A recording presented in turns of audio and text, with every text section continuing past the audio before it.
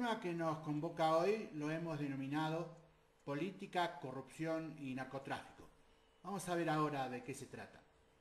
En general, la opinión pública sostiene que la corrupción de los políticos es responsable de la decadencia de la democracia y en base a este argumento, entonces, defiende su desinterés hacia todo lo que tenga que ver con lo público, su desinterés en definitiva hacia la política. Ante este comportamiento tan poco republicano y en una reacción característica de temor, se busca generalmente, o los gobiernos buscan generalmente, la solución en legislaciones complejas, que anulen las ventajas a las que ilegítimamente podrían aspirar los funcionarios públicos.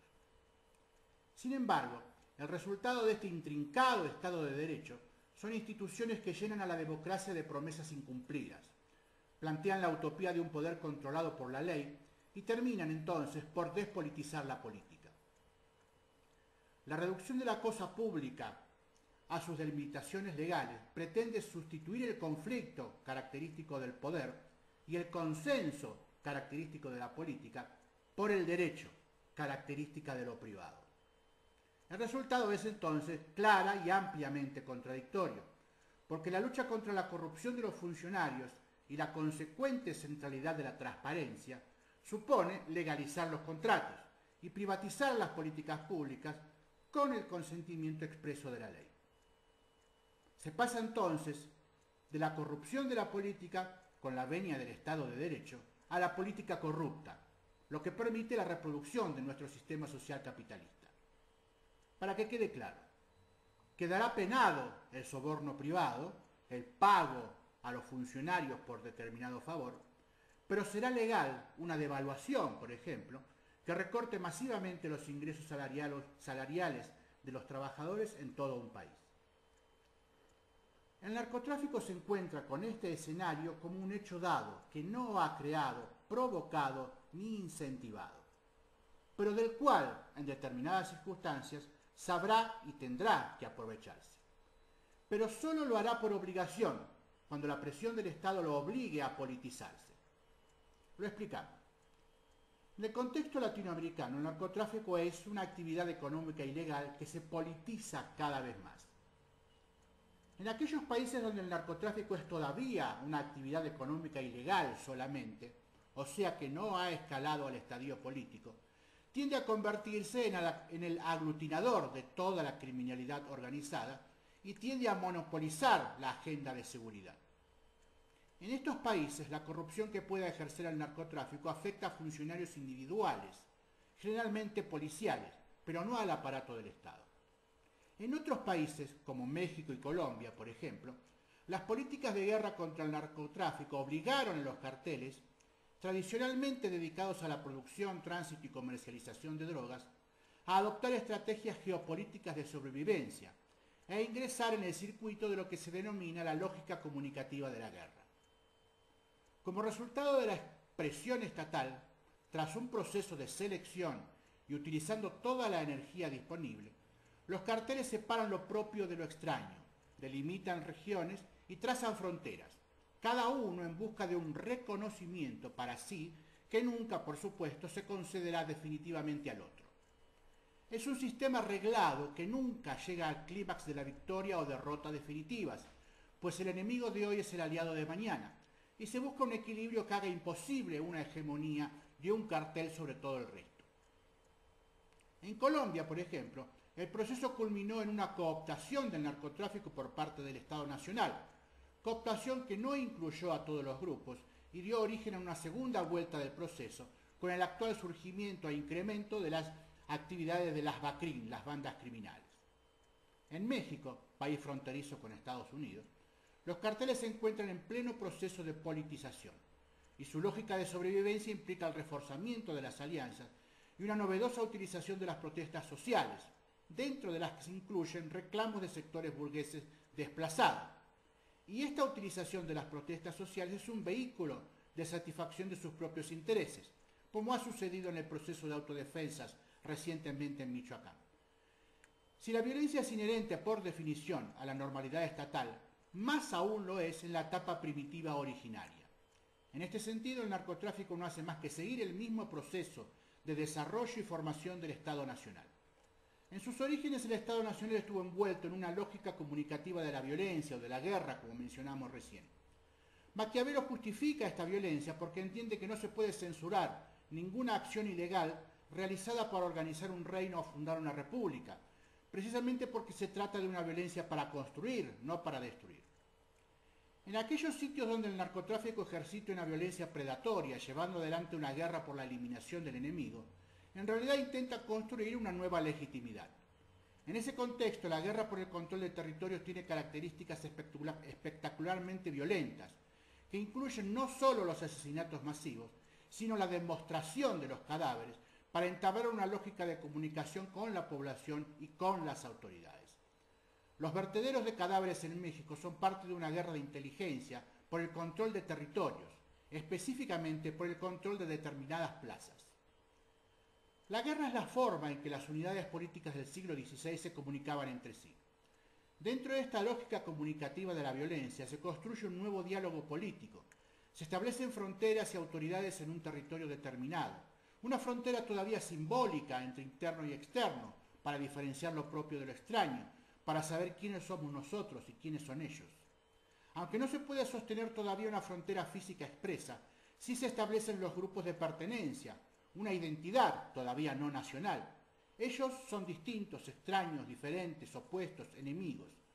La diferencia entre lo interno y lo externo constituye la soberanía. Soberanía sobre lo propio, soberanía sobre lo extraño o ante lo extraño.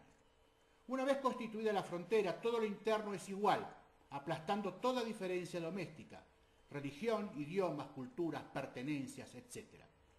La finalización de los crímenes predatorios, cuando uno de los grupos en combate finalmente logra el control sobre el territorio en disputa, acarrea el fin de la espiral de violencia y el descenso de las tasas de homicidio. Un caso emblemático es Ciudad Juárez, paradigma de la violencia, en la disputa entre la Federación de Sinaloa y el Cartel de Juárez por el control de la plaza. Durante 2011, la retirada del Cartel de Juárez dejó el control de la plaza en manos de Sinaloa y los indicadores de violencia decaen a niveles estándares. En el monopolio de la violencia, una categoría tradicionalmente adjudicada al Estado, también es propio del narcotráfico, sobre todo en la particular expresión beberiana. Reclama para sí con éxito. Cada grupo ejerce ese reclamo y uno de ellos lo logra. Se traza una frontera clara y se aplasta toda diferencia interior. Los sicarios remanentes de los grupos en derrota son absorbidos o eliminados, dependiendo de la resistencia que opongan y de su capacidad de negociación con los nuevos señores. Esta violencia originaria se nutre de y es nutrida por una semántica que se refiere al surgimiento de una nueva maquinaria estatal a la que hay que dar sentido. Aparece un nuevo léxico político cuyos conceptos clave son Estado y soberanía. Mientras el estatus medieval hacía referencia al poder de monarca, el status regis, o a la situación del reino, el status reini, el nuevo Estado, el Stato, pasa a concebirse como una concentración de poder separada y objetivada institucionalmente, cuyo rol estable y pacificador se articula en términos de soberanía. Sin embargo, esta nueva semántica no da un retrato fiel de la situación del poder estatal en la época, siglo XVI, que era inestable, como es inestable la situación en la época actual en los territorios en los cuales el narcotráfico lleva adelante una guerra predatoria. La soberanía como voluntad del príncipe era logísticamente imposible y era más bien una voluntad compartida y o contestada. El nuevo Estado y la nueva soberanía eran todavía pretensiones doctrinales. La semántica del narcotráfico tiene un fuerte origen penitenciario y marginal. En ese sentido, es más novedosa que nueva. Permanentemente adopta y aporta nuevos textos, sin poder construir una verdadera semántica, precisamente porque su comportamiento es paraestatal, semejante al Estado, no igual al Estado. Se comporta como una oligarquía competitiva que disputa el control estatal de la renta nacional, no como un movimiento nacionalista que intente crear un nuevo Estado o hacerse cargo del Estado. Esta formación del Estado tiene dos condiciones. Una se trata del cierre de espacios como principio de estructuración.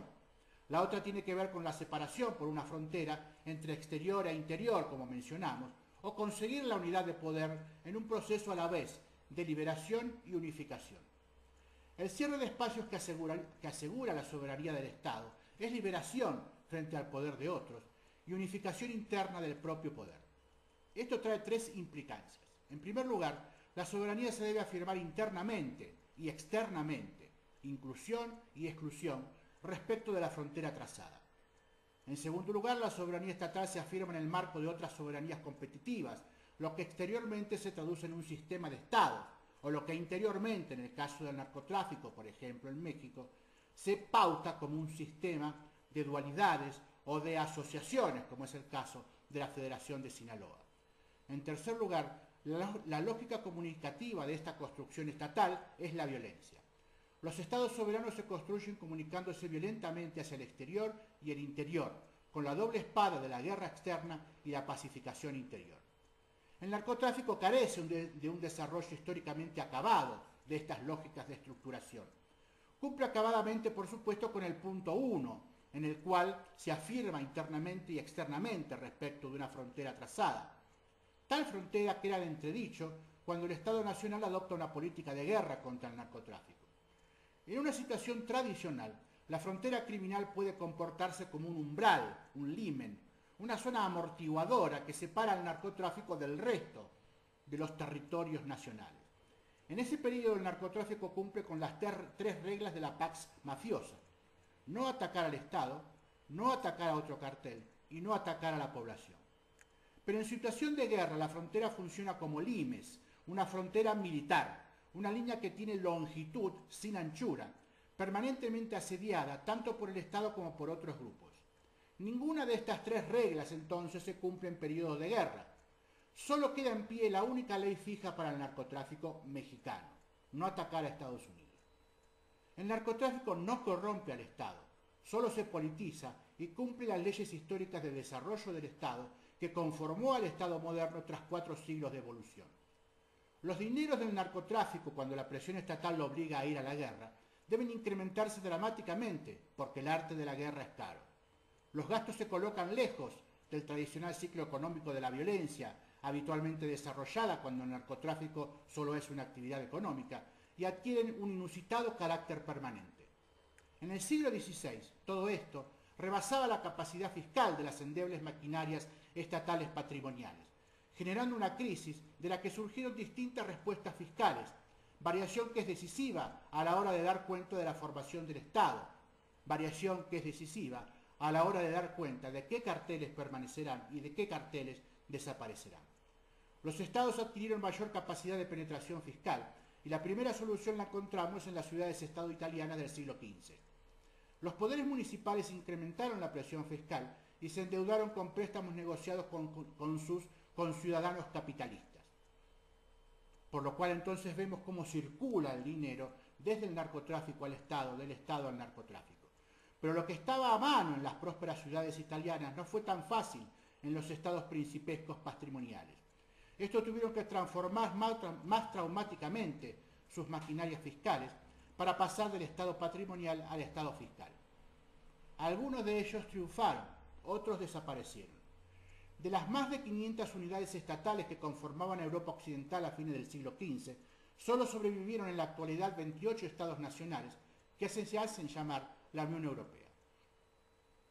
En esto consisten las políticas de lucha contra el narcotráfico, un proceso de selección natural. Porque en el capitalismo, todo lo que nace ilegal se vuelve legal, y todo lo que nace como acumulación primitiva se transformará rápidamente en acumulación normal. Espero que hayan podido comprender el razonamiento político que queremos expresar para analizar los fenómenos de narcotráfico en toda América Latina y quizás con algunos apuntes particulares y específicos sobre México. Un abrazo para todos ustedes y la próxima semana estaremos nuevamente por aquí.